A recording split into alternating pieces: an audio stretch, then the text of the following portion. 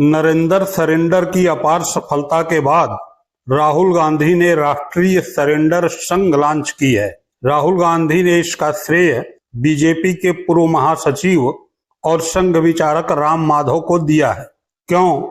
क्या राहुल गांधी और राष्ट्रीय स्वयंसेवक संघ आरएसएस की विचारधारा मिलने लगी है, या राष्ट्रीय स्वयंसेवक संघ आरएसएस राहुल गांधी की राह पर चलने लगा है, या फिर राम माधव संघ और बीजेपी से नाता तोड़कर कांग्रेस से नाता जोड़ने की तैयारी में हैं, जिसकी वजह से राहुल गांधी अपने इस नए नवेले सियासी प्रोडक्ट राष्ट्रीय सरेंडर संघ का श्रेय राम माधव को दे रहे हैं। एक एक कर हर बात पर पूरे इत्मीनान से बात करेंगे। तथ्य और कथ्य के आलोक में इस नई सियासत की छुपी शरारत को समझेंगे, लेकिन पहले इन राम माधव को समझ लेते हैं। राम माधव पहुंचे हुए फकीर हैं, आरएसएस और बीजेपी के अजीज हैं। इस समय राष्ट्रीय स्वयंसेवक संघ की राष्ट्रीय कार्यकारिणी में सदस्य हैं। वर्ष 2014 से 2020 तक बीजेपी के राष्ट्रीय महासचिव रह चुके हैं। जनवरी 2026 में राम माधव को बीजेपी ने ग्रेटर बेंगलुरु अथॉरिटी की चुनाव का प्रभारी बनाया है। लेकिन राम माधव ने हाल ही में मोदी जी की ऐसी बाट लगाई है कि पूछिए मत। राम माधव ने ट्रंप चचा के ही अमेरिका में खुले मंच से मोदी की इज्जत का फालूदा बना दिया। मोदी जी का ही क्यों, राम माधव ने समूचे देश की इज्जत का बैंड बजा दिया और आरएसएस राष्ट्रीय स्वयंसेवक संघ को राष्ट्रीय सरेंडर संघ के रूप में देश में प्रचारित करा दिया। दरअसल राम माधव अमेरिका के हडसन इंस्टीट्यूट में एक कार्यक्रम में पहुंचे थे। यहाँ पैनल डिस्कशन के दौरान राम माधव से कुछ सवाल पूछे गए। जवाब में राम माधव ने वही सब कह दिया जो राहुल गांधी कहते चले आ रहे हैं और जिसके लिए बीजेपी राहुल गांधी को देशद्रोही करार देती रही है। जानना चाहते हैं अमेरिका में राम माधव ने क्या कहा? राम माधव ने कहा, ट्रंप के कहने पर हमने ईरान से तेल लेना बंद किया, हमने रूस से तेल लेना बंद किया, हमने 50% टैरिफ पर कुछ नहीं कहा, हमने 18% टैरिफ भी झेल लिया जो एवरेज से बहुत ज्यादा है। इन सब के लिए विपक्ष की आलोचना भी झेली। मोदी सरकार ने कहाँ कमी रखी? Lagged behind. We agreed to stop buying oil from Iran. We agreed to stop buying oil from Russia, facing so much criticism from our Indian opposition. We agreed for 50% tariffs. Agreed means we did not say anything. We maintained our patience. 50% tariffs we agreed. Today, in the new trade deal also, we agreed for 18% tariffs, higher than what it used to be. I mean, average tariff. So, where is India lagging behind in that? What are those issues that where India is not doing enough? That's a big question. Briefly, I know earlier today, for example, we got into some of the history of the civil. बात साफ है, जो Trump ने कहा उस समय मोदी जी ने उस पर जी हजूरी के लहजे में जवाब दिया। यह कोई और नहीं, बीजेपी के पूर्व महासचिव और आरएसएस राष्ट्रीय कार्यकारिणी के सदस्य संघ नेता राम माधव अमेरिका में बता रहे हैं। अब जरा विचार कीजिए कि जब यही बात राहुल गांधी कहते हैं मोदी को ट्रंप का जवाब देने के लिए, तो बीजेपी सच को स्वीकार करने के बजाय राहुल गांधी को देशद्रोही तक ठहराने में लग जाती है।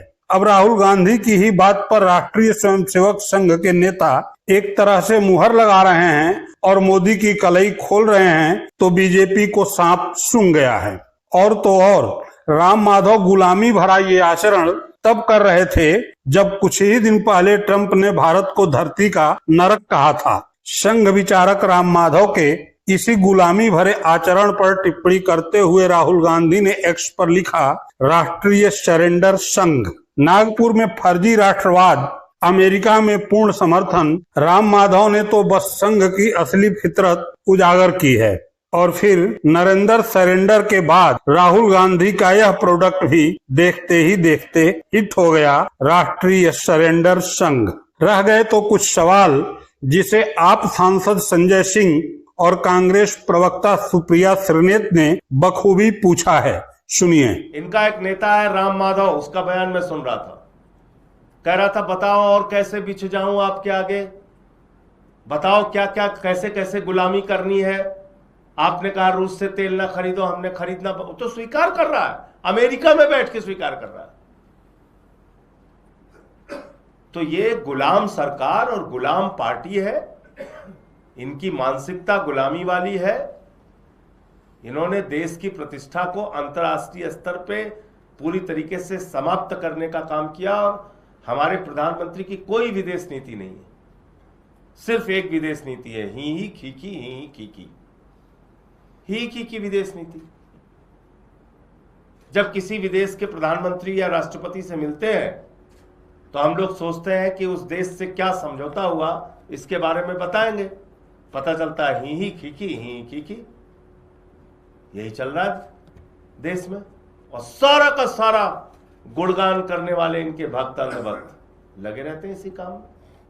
भारत को नरक बोला गया, इस देश के 140 करोड़ लोग नरक में रहते हैं, हम लोग नरक में रह रहे हैं। बताइए, एक शब्द भारत के प्रधानमंत्री के मुंह से निकला हो, बताइए आप। नरेंद्र मोदी के मित्र और अमेरिका के राष्ट्रपति उनके फ्रेंड डोनाल्ड ट्रंप ने भारत को हेल होल कहा है, मतलब नरक जहन्नुम कहा है। यही नहीं, उन्होंने वहां पर काम कर रहे भारतीयों को गैंगस्टर्स विद लैपटॉप कहा है। लेकिन नरेंद्र मोदी की और उनकी सरकार की इतनी हिम्मत नहीं हो पा रही है, इतना साहस नहीं जुटा पा रहे कि वो 2 टूक अमेरिकी राष्ट्रपति से कहें आपकी हिम्मत कैसे हो रही है हमारे देश के खिलाफ या नाप शनाप करने की, हमारे देश का तिरस्कार, हमारे देश का अपमान करने की। और थोड़ी देर पहले विदेश मंत्रालय के नुमाइंदे आए, उनसे पूछा गया, उन्होंने कहा हमने देखा है लेकिन हम इस पर कुछ कह नहीं सकते। एक रीढ़ की जो हड्डी है ना, उसको गिरवी रखकर ये लोग सरकार चला रहे हैं। अरे देश के लिए तो खड़े होइए, देश के सम्मान में तो खड़े होइए, देश के खिलाफ जो तिरस्कार अपमान हो रहा है उसके खिलाफ बोलिए तो सही। और असलियत यह कि ट्रंप ये पहली बार नहीं कर रहे हैं। उन्होंने हिंदुस्तानियों को बेड़ियां पहनाकर, हथकड़ियां डालकर, मिलिट्री जहाज में ठूस कर वहां से खदेड़ दिया, मोदी जी चुप रहे। उन्होंने लगातार इंडिया को अब्यूजर एक्सप्लॉइटर कहा, हमारे ऊपर 50% टैरिफ ठोक दिया, मोदी जी चुप रहे। अरे मोदी जी को खुद तिरस्कृत किया, वहां गए जब तो इनसे मिलने भी नहीं आए, मोदी जी चुप रहे। यही नहीं, डोनाल्ड ट्रंप ने इंडिया का तिरस्कार करते हुए पाकिस्तान को गले लगाया हुआ है। असीम मुनीर को, जो नरसंहारी है, उसको घर रोज बुला के दावत देते रहते हैं, मोदी जी कुछ नहीं कर पाते हैं। बार बार डोनाल्ड ट्रंप कहते हैं मैंने सीज फायर कराया, खुद प्रधानमंत्री को अपमानित करते हैं, मोदी जी चुप रहते हैं। पता है क्यों? क्योंकि इस देश का प्रधानमंत्री कॉम्प्रोमाइज्ड है, कमजोर है, डरा हुआ है, और उसका खामियाजा पूरा देश भुगत रहा है। इस देश के प्रधानमंत्री को अमेरिका ब्लैकमेल कर रहा है, भगवान जाने उनके पास क्या है। और इसी वजह से प्रधानमंत्री अपना मुंह खोलकर 2 टूक ये कह नहीं पा रहे हमारे देश का लगातार अपमान करने का काम बंद कीजिए। कोई और प्रधानमंत्री होता तो जरूर कहता ये बंद कीजिए। हम उस देश से आते हैं जहां पर जननी जन्मभूमिश्च स्वर्गादपि गरियसी कहा गया है, मतलब मां और जन्मभूमि स्वर्ग से भी ऊपर बताए गए हैं। और यहां पर एक व्यक्ति हमारे देश को गालियां दे रहा है, हमारे देश को नरक बता रहा है, जहन्नुम बता रहा है, और प्रधानमंत्री के मुंह से एक शब्द नहीं फूट रहा है। और चरण चुंबक मीडिया जो सबको सर्टिफिकेट बांटता रहता है राष्ट्रभक्ति के, उसकी राष्ट्रभक्ति का डब्बा तो इतना गोल है कि एक शब्द वहां से भी नहीं सुनाई दे रहा है।